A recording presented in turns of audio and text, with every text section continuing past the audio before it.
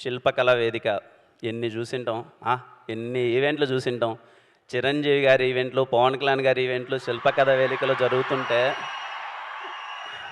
ఎక్కడో రాయచిట్లోనో రాజంపేటలోనో టీవీలో చూసుకుంటా ఈవెంట్లు చూసి ఈరోజు వీడు ఈ అబ్బోరం అనేవాడు సినిమా తీసి ఆ సినిమాలో వీడు హీరోగా ఉండి ఆ సినిమాకి చిరంజీవి గారు ఈవెంట్కి గెస్ట్గా రావడం అన్నది sir literally blessed feeling sir.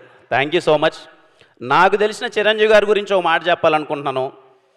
Indra సినిమాలో సింహాసనం పైన కూర్చుండే అర్హత పైన ఇంద్రుంది, కింద ఈ ఇంద్రసేనుంది అన్నప్పుడు దీంతదన ఇంద్ర కదిలేటి పిడుగు ఓ ఇంద్ర అన్నప్పుడు ఆయన చైర్లో కూర్చున్నప్పుడు ఆయన రాజసం. జై చిరంజీవి సినిమాలో అలా కాదురా ఆచి తూచి అడుగులేయాలి అన్నప్పుడు ఆయన తుంటరిగా చేసే ఒక అల్లరి. శంకర్దాద ఎంబీబీఎస్లో అన్న కాలేజ్ అట్టుగాదే ఇటు అన్నప్పుడు ఆయన వాకింగ్ చేస్తున్నప్పుడు చిరంజీవి గారి స్వాగు. ఠాగూర్ సినిమాలో మన్మద మన్మద మామపుత్రుడా ఇంద్రుడై చంద్రుడై కన్ను కొట్టరా అన్నప్పుడు ఆయన కన్ను కొట్టి వీణ స్టెప్ వేస్తుంటే డాన్స్ రా నా ఒంట్లో వీణలు మోగడం. అన్నయ్య సినిమాలో వాన వల్లప్ప వల్లప్ప వల్లప్ప గించే అంటుంటే సౌందర్య గారితో ఆయన రొమాన్స్ కాదు అల్లరి చేస్తుంటే సార్ ఏ మాటకి ఆ మాట బాసు. చిలిపితనంలో మీ తర్వాతనే సార్ ఎవరైనా. Thank you so much.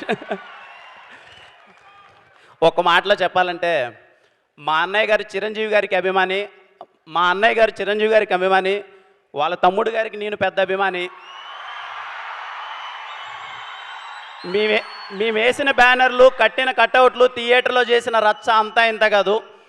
Tirupati Ramaraj theatre Indra 125th day థియేటర్లోకి వెళ్తే 125th day songs second time play చేస్తున్నారు. సగం స్క్రీన్ మొత్తం పేపర్లతో నిండిపోయింది. అక్కడ ఆయన దాయి దామ స్టెప్ వేస్తుంటే ఇరుకున్న సీట్లలో కూర్చోవడమే కష్టమవుతున్న సీట్లలో మేము లేసి దాయి దామ చిన్న ప్రాక్టీస్ చేస్తున్న ఒక కుర్రాడు ఈరోజు ఇక్కడ ఆయన వెనకాల ఆయన ముందర ఇలా నిల్చొని నేను హీరోగా మాట్లాడడం అన్నది చెప్పలేని ఒక ఫీలింగ్. ఇలాంటి టైంలోనే అనిపిస్తుంది సార్ చిరంజీవి గారు అన్నది పేరు కాదు, అదొక ఎమోషన్. ఇదిగో మీరు అక్కడెక్కడో ఒక ఎవరెస్ట్ వేసి కొండపైన వేసి కూర్చొని మాలాంటి వాళ్ళందరికీ రండ్రా పరిగెత్తండి అలసిపోవద్దండి రండి నడవండి నడవండి నడవండి మీరు కూడా అచీవ్ చేయగలరు అని ధైర్యం చూపించినందుకు thank you so much sir. ఇలాంటి టైంలోనే మనకు అనిపిస్తుంది మన్నమ్ము చిరంజీవి గారే కదా అన్న ఫీలింగ్ అనిపిస్తుంది. Thank you so much sir. నాకు తెలిసి ప్రతి ఒక్క కుర్రాడు ఏదో టైంలో ఎక్కడో చోట వాళ్ళ ఫ్రెండ్స్తో గొడవ పడుతూనే వాళ్ళ అమ్మగారితోనో వాళ్ళ ఇంట్లోనో టీచర్స్తోనో ఎక్కడో చోట మేము చిరంజీవే కదా అన్న ఫీలింగ్ చాలామంది కుర్రోళ్ళు ఫీల్ అయి ఉంటారు. Thanks for inspiring us sir. Thank you so much. జై జై చిరంజీవ.